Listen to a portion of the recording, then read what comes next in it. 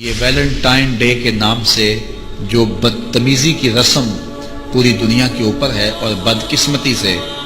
وہاں تو اتنا اس کا زور شور نہیں ہوتا ان ممالک میں جتنا پاکستان اور دیگر اسلامی ممالک میں ہوتا ہے، اور یہاں وہ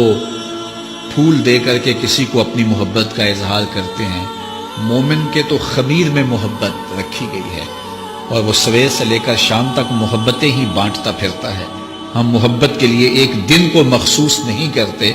ہمارا ہر لمحہ پیار بانٹنے والا ہوتا ہے،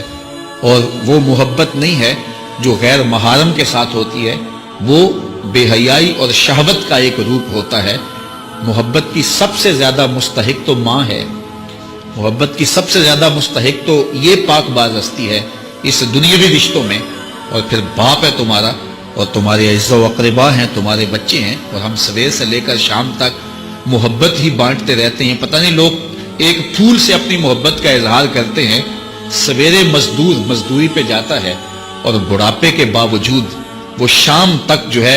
وہ اپنے کمزور کندھوں پر اور کمزور وجود پر جو ہے وہ بوریاں اٹھا اٹھا کر کے شام تک مزدوری کرتا ہے، اور شام کو جب وہ واپس آتا ہے تو وہ دوپہر کا کھانا بھی تھوڑا کھاتا ہے کہ میرے پیسے بچ جائیں، اور بعض اوقات وہ پیدل چل کے آتا ہے۔ تو کیا اپنی اولاد کے ساتھ محبت کا ثبوت اس سے بڑھ کر بھی کوئی چاہیے؟ تو یہ تو محبت ہی ہے، اسلام تو محبت دیتا ہے، لیکن یہ ویلنٹائن ڈے کے نام سے بدتمیزی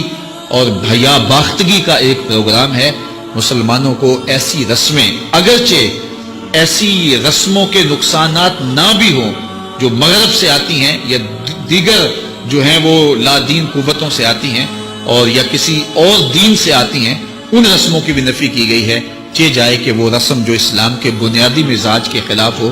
ہر دین کی کوئی پہچان ہوتی ہے، اسلام کی پہچان حیا ہے، اور اگر آپ مجھے پوچھیں کہ اسلام کا دوسرا نام کیا ہے تو میں کہوں گا اسلام کا دوسرا نام دین حیا ہے۔